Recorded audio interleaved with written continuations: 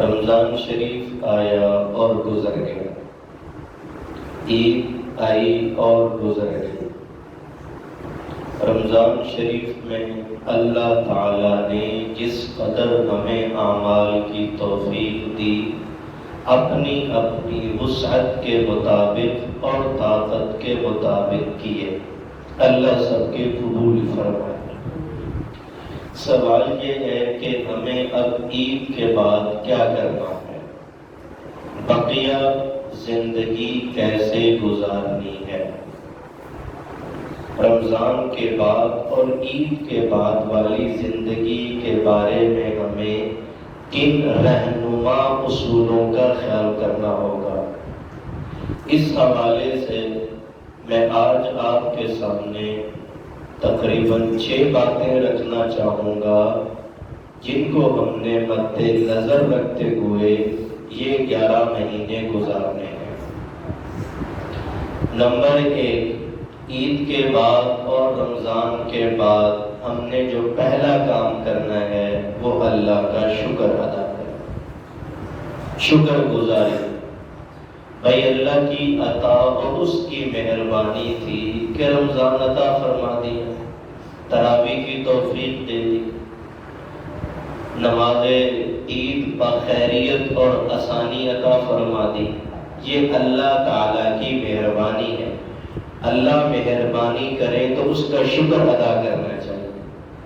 وَإِذْ تَأَذَّنَ رَبُّكُمْ لَئِن شَكَرْتُمْ لَأَزِيدَنَّكُمْ وَلَئِن كَفَرْتُمْ إِنَّ عَذَابِي لَشَدِيدٌ۔ فرمان شاہی ہے، بھائی شکر کرو گے میں مزید توفیق دوں گا، نہ شکر ہو جاؤ گے دیا ہوا بھی چھین لوں گا۔ تو پہلا عمل عید کے بعد کا یہ کہ اللہ کا شکر ادا کریں۔ شکر 2 طرح کا ہوتا ہے، قولی بھی اور فعلی بھی۔ قولی کا مطلب زبان سے کہہ دینا اللہ تیرا شکر ہے، فعلی کا مطلب بندہ اپنے جسم سے، اپنے اعضاء سے، ارکان بدن سے، بدن کے اعضاء سے، حواس 5 سے اللہ کا شکر ادا کرے۔ آنکھ بھی، کان بھی، ناک بھی، ہاتھ بھی، پیر بھی اور پورا بدن شکر گزاری میں لگ جائے، اسے کہتے ہیں فعلی شکر۔ بندہ زبان سے بھی شکر کرے اور اعمال سے بھی شکر کرے۔ اول بات اللہ کا ہر وقت شکر گزار ہونا چاہیے۔ نمبر 2، جو ہم نے عمل کرنا عید کے بعد وہ محاسبہ نفس ہے، اپنی ذات کا محاسبہ کرنا۔ محاسبہ نفس کا مطلب یہ ہوتا ہے، دیکھنا یہ ہے کہ رمضان شریف آیا گزر گیا، مجھے کس قدر فائدہ ہوا۔ یہ اکیلے میں دیکھنا ہوگا، اکیلے میں آیا گزر گیا، مجھے کس قدر فائدہ ہوا، میں نے کتنا فائدہ لیا رمضان شریف سے۔ جو رمضان شریف کا مقصد اور فلسفہ قرآن شریف نے بتایا ہے لعلکم تتقون، وہ میرے اندر اترا کہ نہیں اترا۔ قرآن نے کہا لعلکم تتقون، یہ فلسفہ روزہ ہے، روزے کا فلسفہ ہم نے کیوں دیا؟ تمہیں بھوک، تمہیں پیاس، تمہارے بدن کی تھکاوٹ، تراویح کیوں دی؟ تاکہ تمہارے اندر جو سوئی ہوئی روح ہے وہ جاگ جائے۔ تمہیں تراویح اس لیے پڑھائی تاکہ بھائی تم تہجد کے لیے اٹھنا سیکھو، تمہیں روزہ اس لیے رکھوایا تاکہ حرام سے پرہیز کرو۔ تو رمضان آیا، مجھے کتنا فائدہ ہوا، محاسبہ کرو اندر ہی اندر۔ میں تلاوت پہ لگا، میں نمازوں پہ لگا، میں نے رمضان شریف میں جیسے خرچ کرنے کی عادت تھی بعد میں جاری رہی کہ نہیں رہی، اور بھئی جتنے بھی اعمال خیر تھے آیا میں ان پہ اب کھڑا ہوں کہ نہیں کھڑا۔ یہ محاسبہ نفس ہے۔ یہ دوسرا عمل ہم نے تنہائی میں اکیلے میں دیکھنا، بھئی یہ میں نے کیا کہ نہیں کیا کہ نہیں کیا کہ۔ نمبر 3 عمل جو ہم نے عید کے بعد کرنا ہوگا، جو گزر گئی عید جو ہم نے 11 مہینے رکھنا ہوگا، اپنی نیکیوں کی حفاظت۔ یہ بات مشہور ہے، نیکی کرنا آسان ہے، کرنے کے بعد اس نیکی کو سنبھال کے رکھنا بڑا مشکل. نیکی کرنا آسان اور کرنے کے بعد اس نیکی کو سنبھال کے رکھنا بڑا آسان ہے. ایمان قبول کر لیا اور قبر تک اس ایمان کو لے کے جانا بڑا مشکل ہے. جیسے پنجابی والے کہتے ہیں نا کہ ابا کہنا سوکھا تے دھونا اوکھا. ابا تے کہہ لیتے جب خود باپ بنتے پھر مشکل ہو جاتا ہے. نیکی کر کے اس کو سنبھال کے رکھنا، ضائع نہ کرنا، یہ تیسرا عمل ہے. نیکیاں جتنی کی آپ نے اللہ کے راستے میں رمضان شریف میں خرچ کیا، رمضان شریف میں خرچ کیا، اب ہر ایک کو بتاتے پھرتے ہیں میں نے یہ کیا، میں نے وہ کیا، میں نے اتنا دیا، اس کو دیا، اس کو دیا، یہ کیا. بھائی جس کے لیے دیا ہے، جس کو دیا وہ جانتا ہے، جس کی ذات کے لیے دیا وہ جانتا ہے. ہر ایک کو بتاتے پھرنے کی ضرورت نہیں. اپنی نیکی کو چھپا کے رکھو، بچا کے رکھو. رمضان شریف میں ہم نے زبان پہ کنٹرول کیا.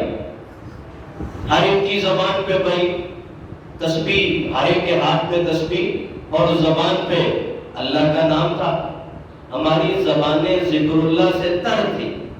بھائی اب جب عید گزر گئی، روزے گزر گئے، ہم نے سب کچھ کو فولڈ کر دیا، سب کچھ کو لپیٹ دیا، قرآن شریف غلاف میں رکھ دیا، پھر غیبتوں پہ اتر آئے. جب غیبت کی تو اپنے اعمال ضائع کر، جب چغل خوری کی اپنی نیکیاں دوسرے کے کھاتے میں ڈال دی. چغل خوری بربادی لاتی ہے.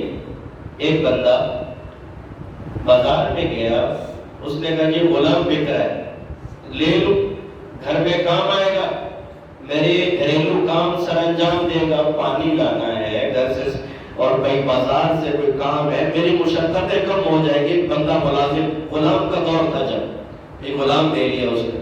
جو بیچنے والا تھا وہ دیانتدار تھا، غلام بیچنے والا دیانتدار تھا. اس نے دیانتداری سے کہا بھیا آپ یہ غلام تو لے رہے ہو لیکن اس کے اندر ایک بہت بری خصلت ہے.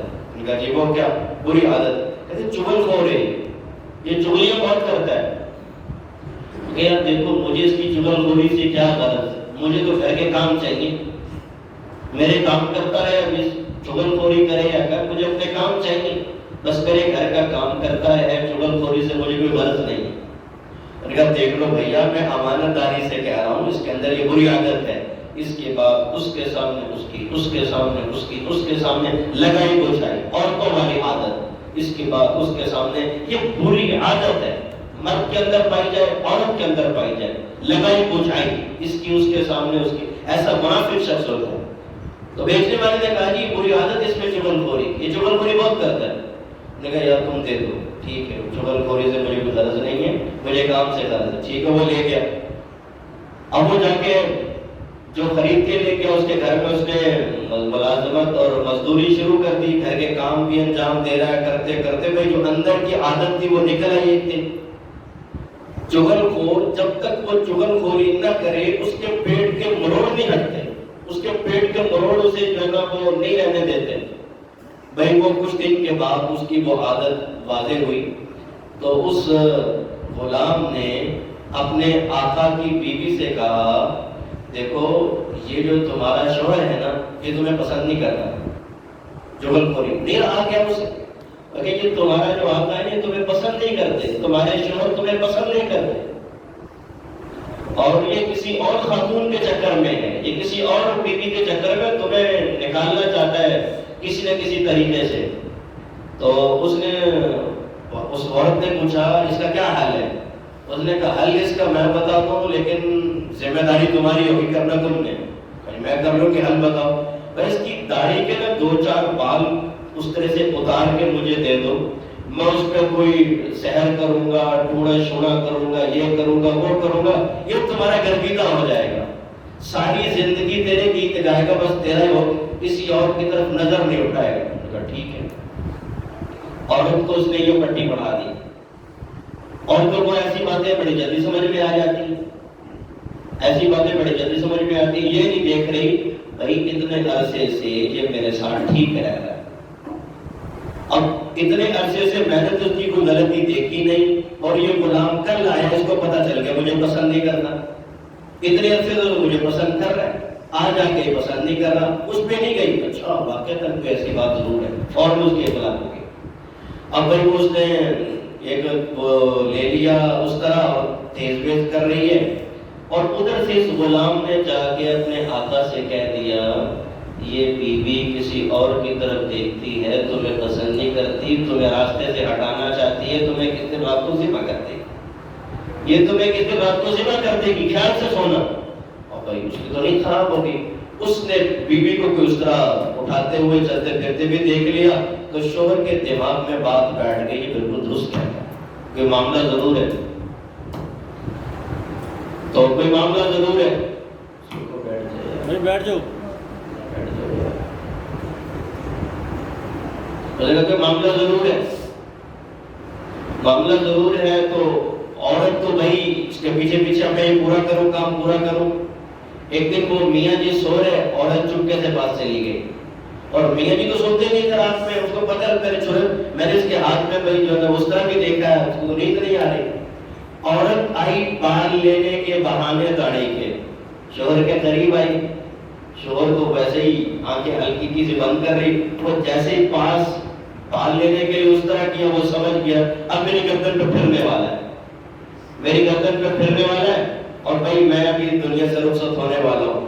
جیسے ہی عورت نے داڑھی کے قریب کیا، شوہر نے بیوی کے ہاتھ سے اس طرح پکڑا اور بیوی کو اوپر پھیر دی، انا للہ، بیوی ذبح کر دی، اپنی بیوی کو ذبح کر دیا۔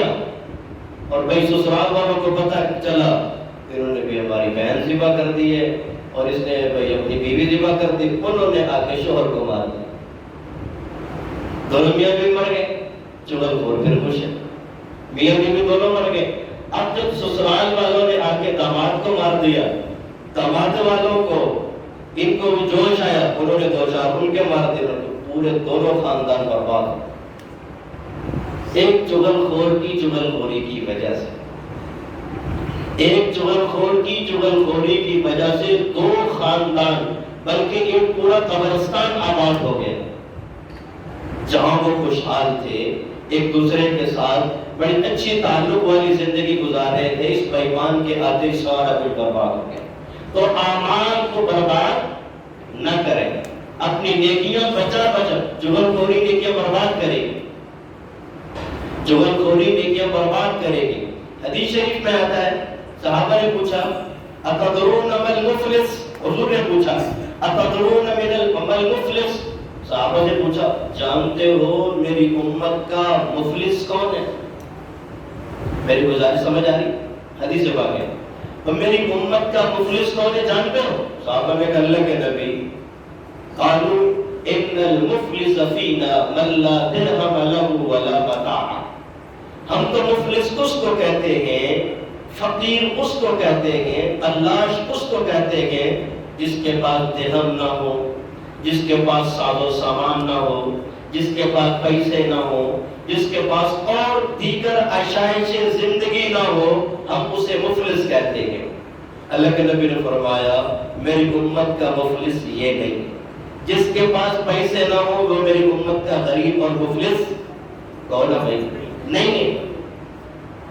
اللہ کے نبی پھر کون ہے؟ اللہ کے نبی پھر کون ہے؟ آپ کی امت کا مفلس، غریب، فقیر، نادار کون ہے؟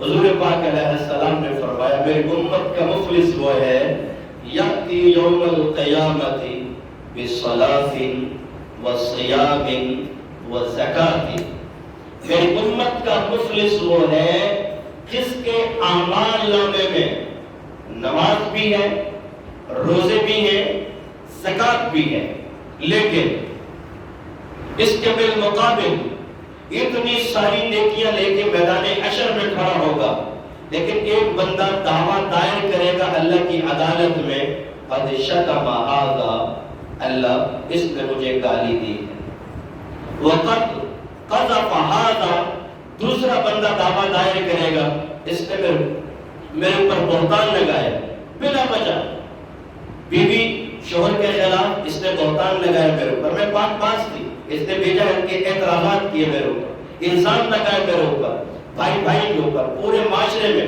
کہا ہے اس کے پاس نماز بھی ہے، اس کے پاس زکوٰۃ بھی ہے، اس کے پاس اعمال خیر بھی ہے، لیکن ایک دعویٰ دائر کھڑا ہو گیا، قد شتمنی، اس نے مجھے گالی دی، دوسرا دعویٰ قذف ھذا، اس نے میرے اوپر بہتان لگایا، تیسرا دعویٰ دار اخذ مال، اس نے میرا مال لیا، چوتھا دعویٰ دار کھڑا ہو گیا، سفک دم ھذا، اس نے میرا خون بہایا۔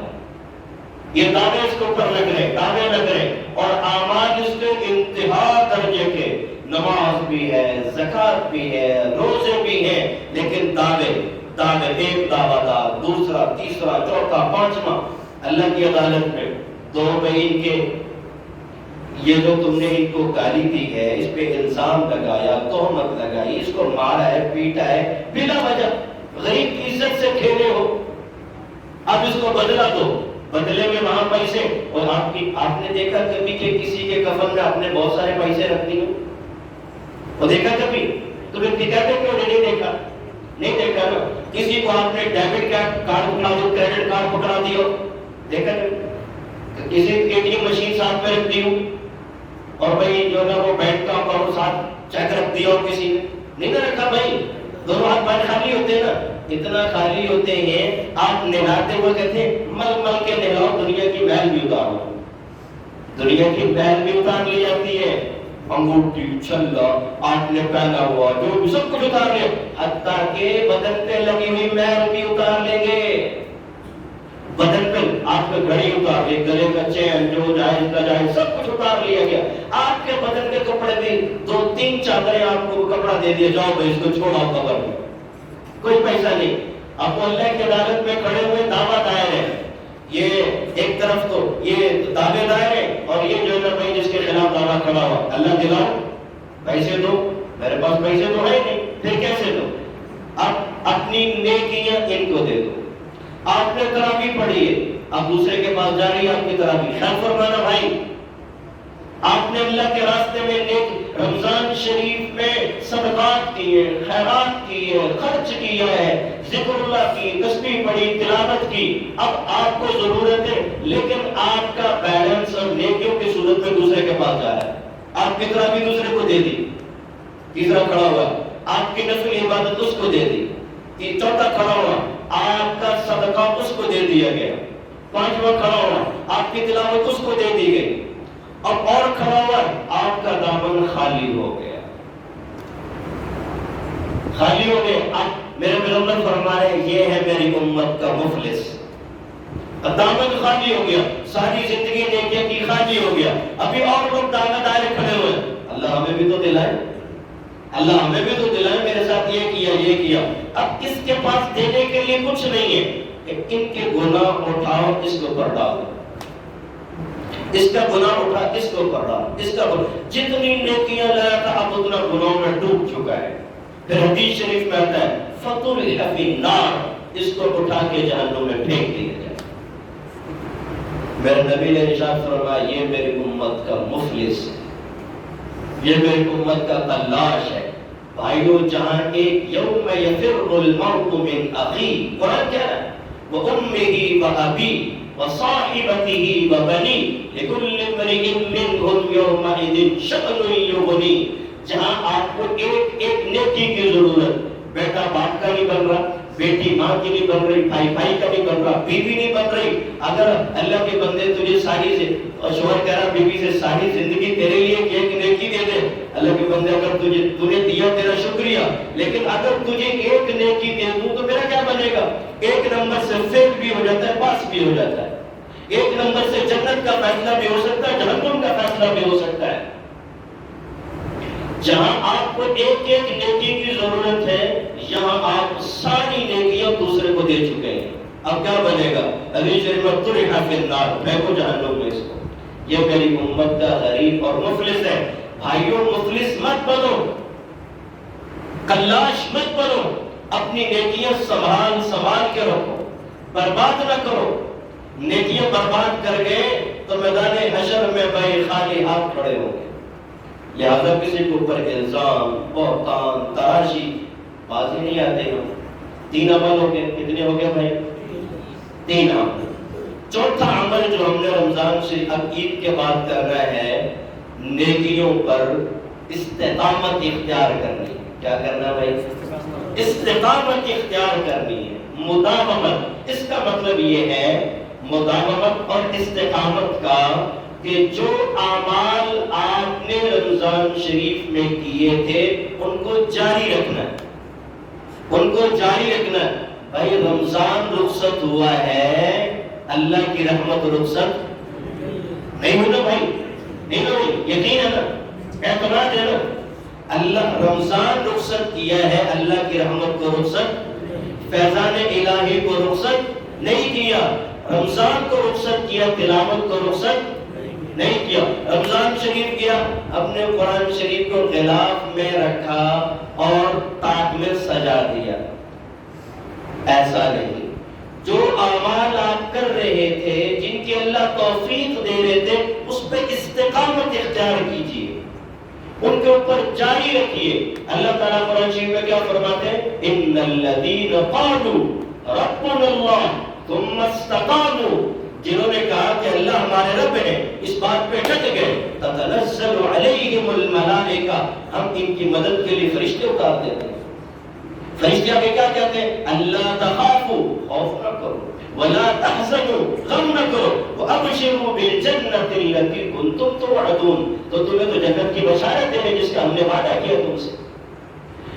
اعمال پر ڈٹ جانے کا حکم خود پیغمبر کو اللہ نے دیا ہے۔ واستمسک بالذی اوحی الیک، اے پیغمبر جس وحی آپ کی طرف جو کی جا رہی ہے اس پہ ڈٹ جائیے۔ انک علی صراط مستقیم، آپ تو سیدھے راستے پر ہیں۔ آپ کو جو وحی کا دعوت کا جو کام اور پروگرام دے کے بھیجا گیا اس کو جاری رکھیں، اس پہ ڈٹ کے دعوت دیں۔ آپ جو بھی اعمال کی توفیق اللہ نے دی ہے اس کو روک نہ دے، جاری رکھیں، جاری رکھیں، جاری رکھیں۔ بھائی تلاوت ہے، ہم سب سے پہلے تلاوت کو بند کرتے ہیں، تلاوت کو بند کرتے ہیں، قرآن شریف رکھتے ہیں، آئندہ جب رمضان آئے گا پھر کھولیں گے۔ نہیں بھائیو، اس کو بھی سارے ساتھ جاری رکھنا۔ اور اللہ تعالیٰ نے تلاوت پہ بہت سارے انعامات رکھے ہیں، بہت سارے انعامات رکھے گئے۔ اور بھائی بالخصوص اس جگہ بھائی وقت کے اندر جو اب وقت چل رہا ہے، یہ فتنے کا دور ہے، فتنے کے دور میں ہمیں قرآن شریف کے ساتھ زیادہ لگاؤ ہونا چاہیے۔ ایک بات کہتے ہیں، آگے چلاتا ہوں۔ ایک نا اللہ والے کو خواب ہے، اللہ تلاوت پہ کیا دیتے ہیں، ایک اللہ والا، اس کو خواب میں کسی نے ایک اور اللہ والے نے جگہ دیا، بھائی اٹھو اٹھو، اس کو اٹھا کے بیٹھا دیا اور یہ کہا کہ آج کی رات سونے والی نہیں ہے، جاگنے والی رات ہے، تم سو رہے ہو۔ اٹھ کے بیٹھ گیا اور وہ جو خواب میں آنے والے شاہ صاحب تھے وہ اٹھا کر بیٹھا کر چلے گئے۔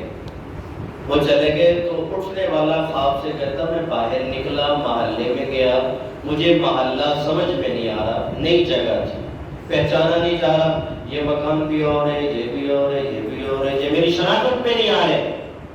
میں باہر نکل کے میں نے کہا شاید گلی بھول رہا ہوں، آگے نکل کے دیکھا تو اگلا محلہ بھی سمجھ میں نہیں آ رہا، تو سارا سمجھ میں نہیں آ رہا۔ باہر نکلا تو ایک بہت بڑا گراؤنڈ ہے، بہت بڑا ایک باغیچہ ہے اور گرین سبز اور جو ہے نا وہ باغ ہے، اور بھائی پھلواڑیاں لگی ہوئی ہیں، مساری لگی ہوئی ہے اور عورتیں کھڑی ہوئی ہیں، پنکھا چل رہی ہے، چلت پھرت ہو، کوئی آ رہے ہیں جا رہے ہیں، جیسے کسی کا انتظار ہو رہا ہو، کسی کا انتظار ہو رہا ہو، چلت پھرت ہو رہی ہے۔ تو اتنے میں اس کو نوٹ کر رہا ہوں اور بھائی باغ جہاں ختم ہو رہا ہے وہ سبز گراؤنڈ ہے جہاں وہ ختم ہو رہا ہے، اس کے دوسری طرف میری نظر پڑی تو وہاں پہ بہت بڑا سفید رنگ کا محل نظر آ رہا ہے۔ اب میں پہچان میں نہیں آ رہا کس سے پوچھوں، میں نے ہمت کی کسی سے پوچھوں، تو اتنی دیر میں وہ جو مجھے خواب میں اٹھانے والے شاہ صاحب تھے وہ بھی آ گئے، مجھ سے مصافحہ کیا۔ میں نے کہا آپ تو وہ اللہ والے کہتے ہیں۔ میں نے کہا عجیب آدمی، مجھے اٹھایا اور خود غائب ہو گئے، میں تو جان ہی نہیں رہا یہ کیا۔ کہا تمہیں پتہ نہیں کون سی جگہ؟ مجھے نہیں پتا یہ کون سی جگہ، آپ بتا دیں، اور آپ نے بتانا تھا آپ چلے گئے۔ پھر وہ شاہ صاحب پوچھتے ہیں تمہیں واقعتاً نہیں پتا؟ مجھے واقعتاً نہیں پتا یہ کون سی جگہ ہے۔ میں پھر بتا دوں، یہاں بتا دیں کہ یہ جتنا آپ کو نظر آ رہا ہے نا، یہ جتنا اتنا بڑا گراؤنڈ ہے، اس کا اتنا بڑا باغ ہے، اور اس کے اندر اتنی چلت پھرت، یہ مسائل لگی ہوئی، یہ عورتیں اور یہ خادم، یہ ملازم، یہ چلت پھرت ہو رہی، یہ ایک ایمان والے کی قبر ہے۔ کیا ہے بھائی؟ یہ ایک ایمان والے کی قبر ہے۔ ہمیں بظاہر وہ قبر و مٹی کا ڈھیر نظر آ رہا ہے۔ ان القبر روضۃ من ریاض الجنہ، یہ میرے پیغمبر کا فرمان ہے، قبر جنت کے باغوں میں سے ایک باغ ہے، اور حفرۃ من حفر النیران، یہ جہنم کے گڑھوں میں سے ایک گڑھا ہے۔ وہ اللہ تعالیٰ کچھ چیزیں خواب میں باشگاف کر دیتے، دکھا دیتے ہیں۔ وہ کہہ رہا ہے یہ جتنا بڑا آپ کو نظر آ رہا ہے چلت پھرت، یہ ایک ایمان والے کی قبر ہے۔ تو پھر میں نے کہا کہ وہ سامنے جو نظر آ رہا ہے وہ کیا، کس کا محل ہے؟ کہتا ہے جب تک حشر نہیں ہو جاتا، جب تک قیامت برپا نہیں ہو جاتی، اس قبر میں رہے گا، یہاں سے نکلنے کے بعد وہ سامنے اس کا جنتی محل ہے۔ میں نے پوچھا یہ اللہ والا جو آ رہا ہے، جس کا انتظار ہو رہا، جس کی روح نکلنے والی، جنازہ ہونے والا، اتنا بڑا پروٹوکول دیا جا رہا، یہ تو کوئی وقت کا کوئی غوث ہوگا، وقت کا کوئی ابدال ہوگا، وقت کا کوئی بہت بڑا اللہ والا، پتہ نہیں کیا کچھ ہوگا۔ اس نے کہا نہیں، ایسا کچھ نہیں۔ ایسا کہو گا بھائی، ایسا ایسا۔ پھر میں نے کہا اس کے اعمال بہت اونچے ہوں گے، کہا اس کا ایک عمل بڑا اونچا ہے، جس عمل کی بنا پر اس کو اتنا بڑا پروٹوکول دیا جا رہا، کوئی اور کوئی ابدال نہیں، کتب نہیں، ہاں اس عام انسان ہے لیکن عمل اس کا بڑا اونچا، جس عمل کی بنا پہ اس کو اتنی بڑا پروٹوکول عزت دی جا رہی۔ میں نے پوچھا وہ کیا عمل ہے؟ اس نے کہا اس کا عمل یہ ہے کہ وہ صرف رمضان شریف میں تلاوت نہیں، پورے سال ایک دن بھی صبح و شام اس کی تلاوت کا نعرہ نہیں ہوتا۔ اللہ کو اس کی یہ عطا اتنی پسند ہے اور یہ انعام دیا جا رہا ہے، اس کو یہ انعام تلاوت کی برکت پہ دیا جا رہا، تلاوت کی برکت پہ۔ تلاوت کے لیے وقت ہی نہیں۔ تلاوت بھائی جتنا وقت موبائل کو دیتے ہو، میں یہ نہیں کہہ رہا آپ نہ دو، میں اتنا کہہ رہا اس میں سے 10 منٹ بچا لو، اس میں سے 10 منٹ جو موبائل کو دے رہے ہو، اس میں سے 10 منٹ بچا کے قرآن شریف کو دے دو، زندگی میں انقلاب برپا ہو جائے گا۔ ہو سکتا ہے اللہ یہ والا پروٹوکول مجھے اور آپ کو بھی دے دے۔ یا قبر میں جانے کا ارادہ نہیں ارادہ، مرنے کی ہم نے کچھ نہیں لیا ہوا، مرنا ہی، اور بھائی مرنا ہے، نہ چاہو پھر بھی مرنا ہے، پھر بھی مرنا ہے، جانا پڑے گا۔ خالی ہاتھ نہ جائیں، خالی ہاتھ نہ جائیں، کچھ لے کے پھر جائیں وہاں پہ جا کر، وگرنہ بھائی لٹریشن ایسی ہے کہ اللہ الامان والحفیظ۔ تو تیسرا عمل کیا ہے؟ جو اعمال کیے رمضان شریف میں، ان اعمال پہ استقامت اختیار کیجیے، ان اعمال پہ استقامت اختیار کیجیے۔ نمبر 5واں عمل یہ ہے کہ جن کے روزے رہ گئے ہو، جن کے روزے رہ گئے ہو، ان روزوں کی قضا کیجیے۔ اسلام ایک فطرتی مذہب ہے، یہ فطرت کا خیال رکھتا ہے، یہ کسی کو پر تنگیاں نہیں ڈالتا۔ وَمَا جَعَلَ عَلَيْكُمْ فِي الدِّينِ مِنْ حَرَجٍ، قرآن کہہ رہا ہے لا يكلف الله نفسا الا وسعها، قرآن کہہ رہا ہے اسلام ایک فطرتی مذہب ہے جو کسی کے اوپر تنگیاں نہیں ڈالتا، مشقتیں نہیں ڈالتا۔ بندہ مسافر شرعی سفر ہو، قرآن اجازت دیتا ہے، شریعت اجازت دیتی ہے، روزہ چھوڑ دو، تم نے سفر کرنا۔ اگرچہ وہ والے سفر جو اس زمانے میں تھے وہ نہیں رہے، لیکن سفر ہے، چاہے وہ ایروپلین کا سفر ہو، چاہے وہ مرسیڈیز کا سفر ہو، چاہے وہ گھوڑا گاڑی یا پیدل سفر ہو، وہ سارا سفر ہے، وہ قانون شریعت نے ابھی تک باقی رکھا ہے۔ سفر میں رخصت دے دی، بیمار ہے نہیں رکھ سکتا، صحت ہو گئی اب تو رکھو، جو رہ گئے ان کی قضا کرو۔ عورت ہے، فطرتی تقاضا ہے، مینسس کے ایام، حیض آ گیا، ماہواری آ گئی، روزے ختم ہو گئے، اب بعد میں قضا کرو۔ ولادت ہوگی بچے کے، نفاس کا خون ہے، نہیں رکھ سکے، اب رکھو۔ کسی اور وجہ سے روزے چھوٹ گئے ہیں، ان روزوں کی قضا کرنا یہ عید کے بعد کا عمل ہے۔ نمبر 6 عمل جو ہم نے عید کے بعد کرنا ہوگا وہ شوال کے 6 روزے۔ اس مہینے میں 6 روزے رکھے جاتے ہیں۔ حضرت ایوب انصاری رضی اللہ عنہ اس حدیث کے راوی ہیں، سنن ترمذی میں روایت موجود ہے، رسول پاک علیہ السلام نے فرمایا من صام رمضان ثم ستتن، پھر اس کے بعد شوال کے 6 روزے رکھے، کان کصیام الدہر، اس کا ثواب ایسا جیسا کہ اس نے پورے سال روزے رکھے۔ بھائی 30 رمضان کے روزے اور 6 یہ کتنے ہو گئے؟ 36۔ کتنے ہو گئے؟ 36۔ اور اللہ تعالیٰ ایک نیکی کو 10 دیتے ہیں، من جاء بالحسنۃ فلہ 10 امثالھا۔ اب جب 36 کو ضرب 10 کریں تو 360 آئے گا، حاصل ضرب 360 آئے گا۔ اور قمری چاند کے حوالے سے جو اسلامی دن سال کے دن بنتے گئے وہ 354 بنتے، وہ 354 بنتے گئے۔ جب آپ نے 10 روزے یہ رکھ لیے، 30 وہ رکھ لیے، گویا کہ آپ نے پورے سال روزے رکھے، گویا کہ پورے سال روزے رکھے ہیں۔ اللہ تعالیٰ ہمیں ان اعمال کی توفیق دے۔ نمبر 1 اللہ کا شکر ادا کریں، نمبر 2 نیکیوں کی حفاظت کریں، نمبر 2 اپنے نفس کا محاسبہ کریں، نمبر 3 نیکیوں کی حفاظت کریں، نمبر 4 نیکیوں پر استقامت اور مداومت اختیار کریں، نمبر 5 قضا روزوں کو رکھیں، نمبر 6 شوال کے 6 روزے رکھنے کی کوشش فرمائیں۔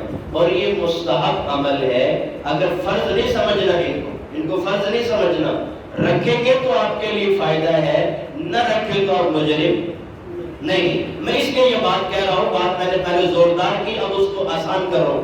کچھ لوگ اس کو ضروری بھی اتنا سمجھتے ہیں، حد سے زیادہ، اتنا حد سے زیادہ ضروری نہیں۔ آپ کی طبیعت پہ اور آپ کی ذات کے اوپر ان کا انحصار ہے، رکھ لیں گے آپ کا نام ہے اعمال میں فائدہ، نہیں رکھیں گے تو اللہ کے ہاں مجرمات نہیں۔ اللہ ہمیں اس کی سمجھ عطا فرمائے۔ وما علینا الا البلاغ۔